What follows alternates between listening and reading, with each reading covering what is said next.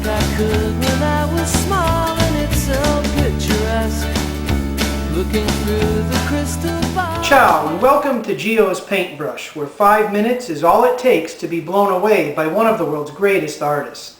When Millennium Park was opened to the public in July of 2004, it was Frank Gehry's playful and yet wonderfully functional Picturesque music pavilion, which was supposed to carry Chicago, once king of the aspirational American skyscraper, boldly into the 21st century, demonstrating that even if Chi-Town still ain't ready for political reform, when it comes to world-class art and architecture, the Windy City wasn't about to settle for business as usual. Gehry's 120 feet tall pavilion features brushed stainless steel above the stage, curved and sloped like rich, beautiful ribbon on a gift box, along with a cutting-edge sound delivery system that makes even the lawn seats seem personal and intimate, covering the green with music from above. But even $475 million, the final cost of the 25-acre park constructed on old railroad land along the east side of Michigan Avenue from Randolph Street south to Monroe, could not guarantee that the public response to the park's artistic elements would coincide with planners' expectations.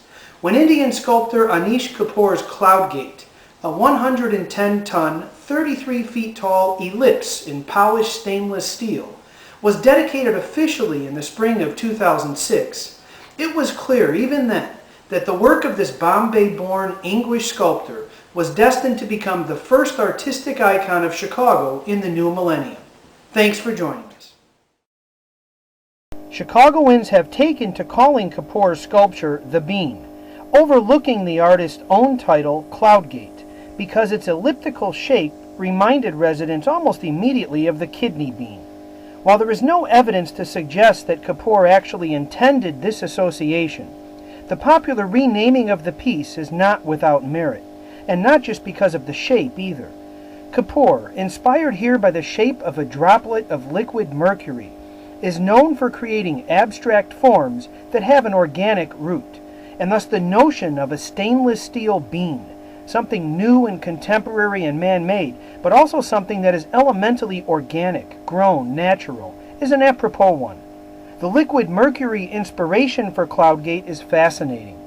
Discovered thousands of years ago, at least as far back as the 15th century BC by the Egyptians, liquid mercury is the only metal that exists naturally in liquid form, according to Naomi Manal, a science writer. Despite its well-known poisonous qualities, liquid mercury continues to be relevant today, with a number of practical applications, including thermometers, batteries, fluorescent lights, and, when combined with other metals, dental fillings. Even the danger inherent in this element makes it a fitting inspiration, I think, for a city whose reputation for danger dates back to Fort Dearborn. When one considers the form of this sculpture, along with the materials employed in its creation, stainless steel is made by melting chromium with other natural elements, including nickel and nitrogen, and in this instance, the artist had 168 stainless steel plates welded together and then polished the seams invisible. Kapoor's sculpture embodies both the man-made, handcrafted essence of a city, with steel calling to mind the original Chicago skyscrapers and the city's rich past, and our inescapable connection to the natural world, even in the most urban of settings. The artist's title, Cloudgate, is also instructive. The stainless steel shell is polished, along with the welding seams, to the point where the entire sculpture serves as a giant elliptical mirror, reflecting the clouds, the Michigan Avenue skyline, the city lights, and even visitors to Millennium Park as they walk around and pass through beneath a 12-foot-high arch, the Bean. I love the reflective, interactive aspect of this piece.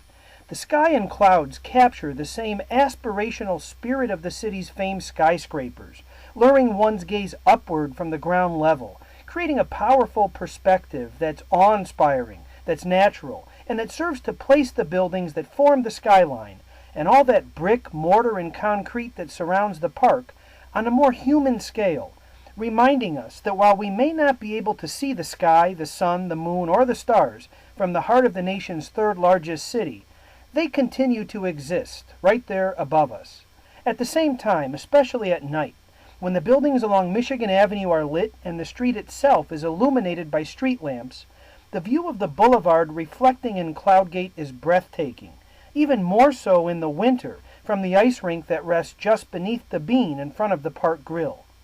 The beauty and complementary nature of these two views, the sky and the skyline, one natural, the other man-made, reveals Kapoor's theme of the sometimes hidden connections between modern urban life and the organic, and his belief that they are not incompatible, but essentially intertwined with one another.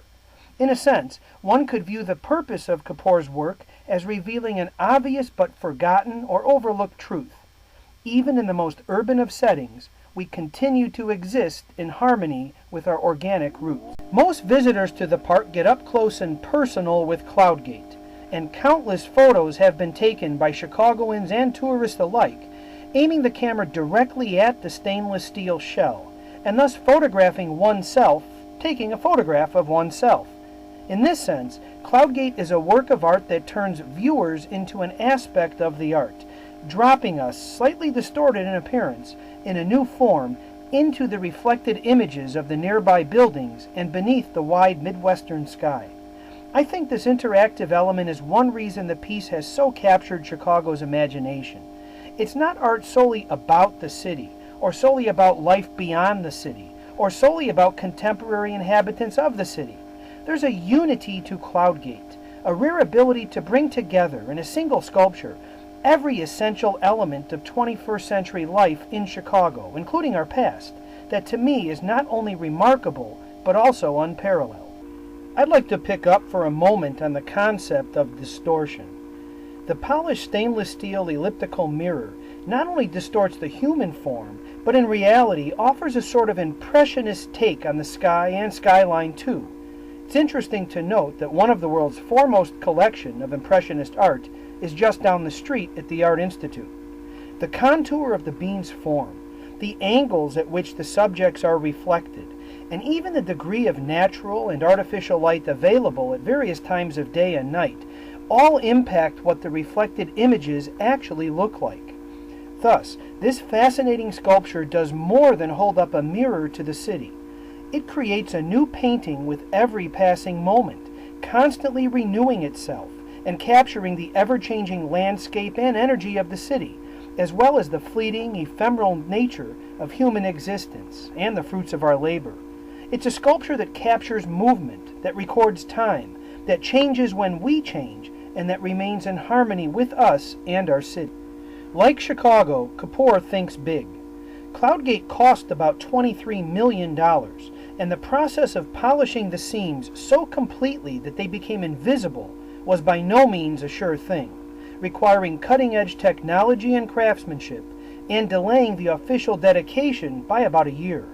But creating public art that is at once original, beautiful, meaningful, and relevant to the residents of a city is quite a challenge.